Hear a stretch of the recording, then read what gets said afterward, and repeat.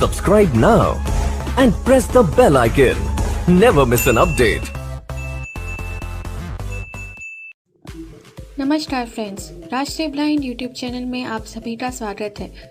अगर आप चैनल पर नए हैं तो आप सभी से रिक्वेस्ट है कि आप हमारे चैनल को सब्सक्राइब करें, बेल आइकन को ऑल पर सेट करना बिल्कुल भी ना भूलें ताकि हमारे आने वाली वीडियो की नोटिफिकेशन सबसे पहले आपको मिल सके। अगर आपको हमारी वीडियोस अच्छी लगती हैं तो वीडियोस को लाइक करें, शेयर करें और कमेंट में अपना फीडबैक देना बिल्कुल भी ना भूलें। आप हमारे चैनल के अबाउट में जाके हमारे व्हाट्सएप ग्रुप का फॉर्म फिल करके हमारे व्हाट्सएप ग्रुप का हिस्सा बन सकते हैं। फीमेल्स के लिए अलग से एक व्हाट्सएप ग्रुप है, तो आप फॉर्म भर के उसमें ऐड हो सकते हैं। साथ ही हमारे चैनल के अबाउट में हिंदी ऑडियो शायरी एक दूसरे यूट्यूब चैनल का भी लिंक है, आप जाकर उसको भी सब्सक्राइब करें। हमारे टेलीग्राम चैनल और हमारे व्हाट्सएप चैनल का लिंक भी आपको अबाउट में मिल जाएगा, आप वहां से ज्वाइन कर सकते हैं। इसके साथ ही अगर आप अपनी वीडियोस के लिए कोई म्यूज़िक चाहते हैं तो हमारे टेलीग्राम चैनल का लिंक अबाउट में दिया हुआ है, तो आप हमारे Telegram channel audio music factory को वहां से ज्वाइन कर सकते हैं। तो आपका ज़्यादा समय न लेते हुए अब ले चलती हूँ आपको वीडियो की ओर।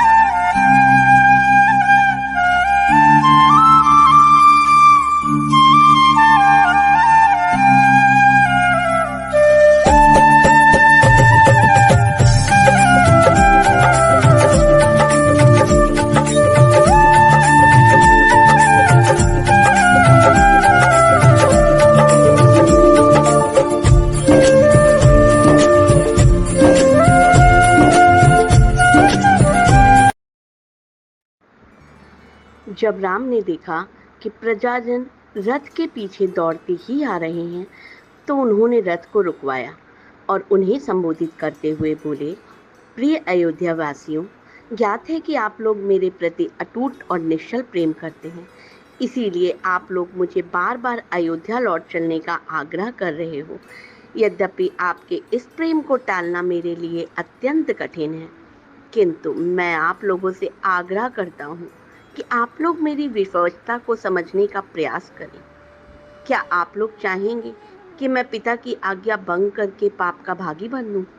मैं जानता हूँ आप लोग मुझसे वास्तविक स्नेह रखते हैं और ऐसा कदापि नहीं चाहेंगे, अतः आप लोगों के लिए यही उचित है कि मुझे प्रेम पूर्वक वन जाने के लिए विदा करें और भरत को राजा स्वीकार करके उनके निर्देशों का पालन करें।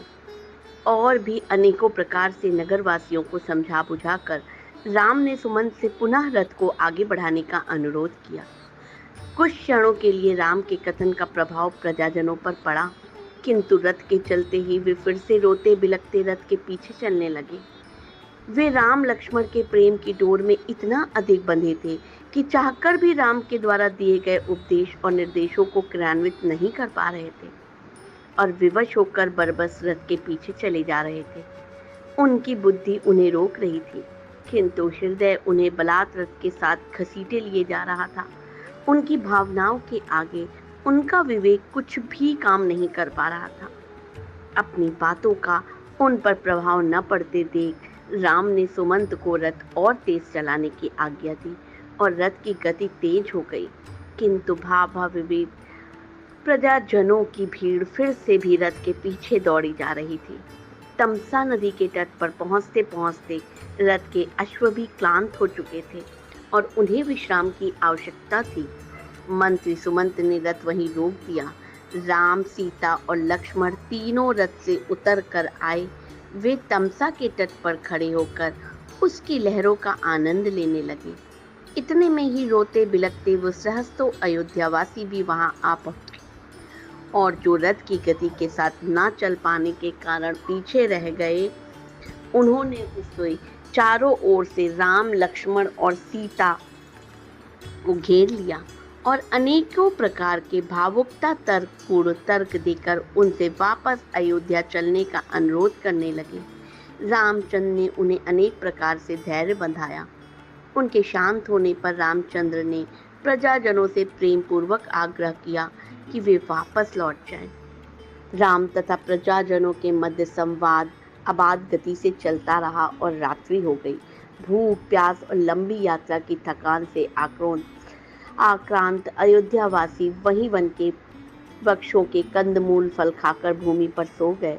जब ब्रह्म मुहूर्त में रामचंद्र की निद्रा टूटी तो वे निद्रा मद नगरवासियों को देखकर लक्ष्मण से बोले, भैया, मुझसे ये इनका त्यागपूर्ण कष्ट देखा नहीं जा रहा है, इसलिए अब उचित है कि हम लोग चुपचाप यहाँ से निकल पड़े।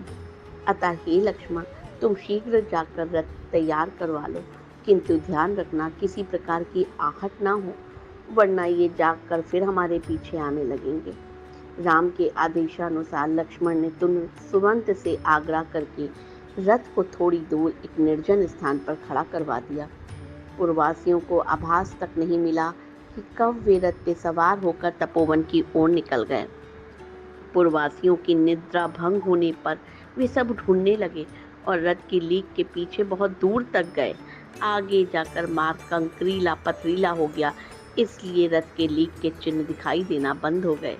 अनेकों प्रयत्न करने पर भी जब रथ के मार्ग का अनुसरण न कर सके तो निराश होकर विलाप करते हुए वे वापस लौट पड़े। तमसा नदी को पार करने के पश्चात रथ तीव्र गति से बढ़ने लगा।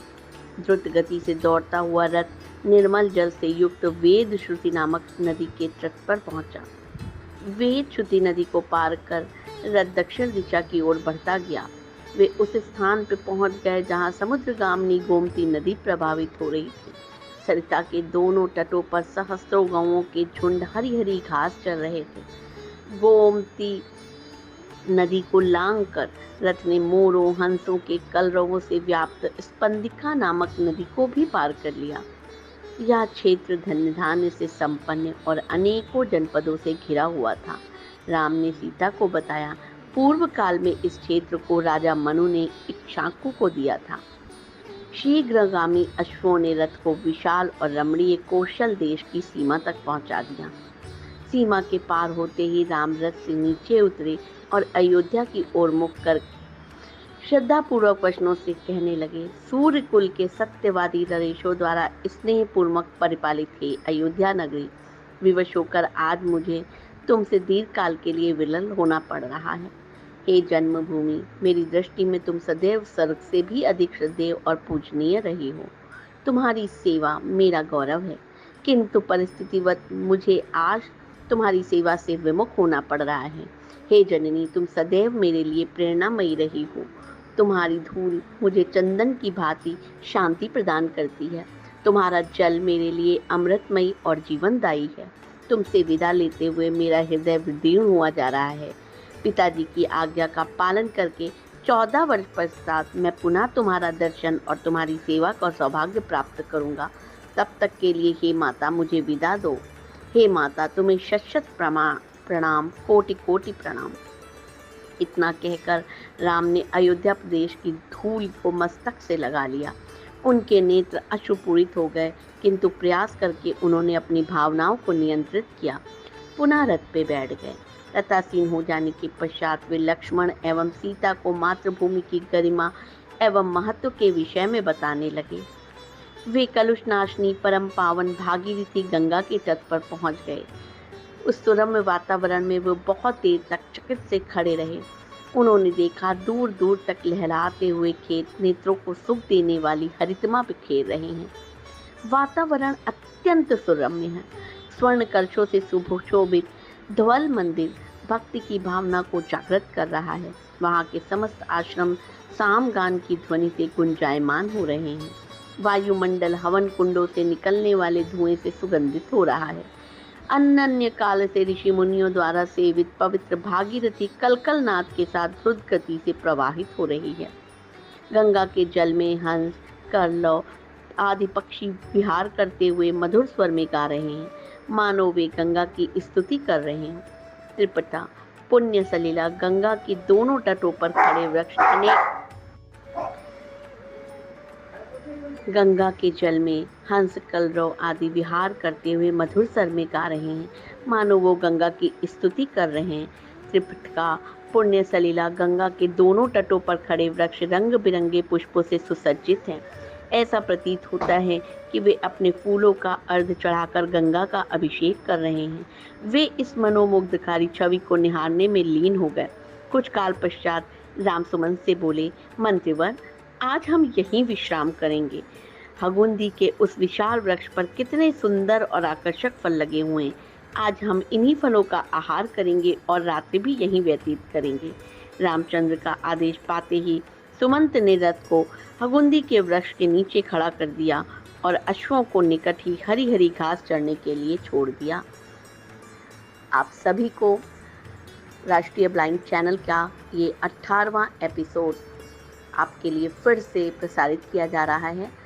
आशा है आप इसी प्रकार और भी एपिसोडों के बारे में हमें अपनी राय और कमेंट्स ज़रूर करेंगे, जिससे कि हम आपके लिए आगे भी इन एपिसोडों का इसी प्रकार से प्रचलन करना सुनिश्चित करें। धन्यवाद।